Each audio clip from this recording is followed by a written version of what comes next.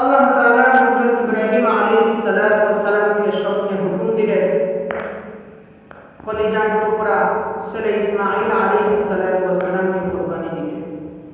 বাপ বেটা দুজনেই রাজি হয়ে গেলেন আল্লাহর হুকুম পালনের জন্য। চুরি চালানোর সময় আল্লাহ তাআলা জান্নাত থেকে দুম্বা পাঠিয়ে দিলেন।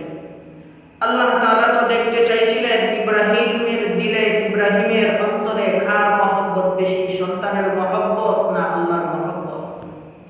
শেষ বয়সে যখন সন্তান পাইলেন তখন আল্লাহ তাআলা পরীক্ষা করতে চাইছিলেন, দেখি আমার খলিল আমার ইব্রাহিমের অন্তরে তার সন্তানের মহব্বত বেশি না আমি আল্লাহর মহব্বত বেশি। সম্মানিত হাজিরিন, আল্লাহ রাব্বুল আলামিন ইব্রাহিম আলাইহিস সালাতু ওয়াস সালামকে যতগুলো পরীক্ষা করেছিলেন, ঈমানি পরীক্ষা, প্রতিটি পরীক্ষার মধ্যে ইব্রাহিম আলাইহিস সালাতু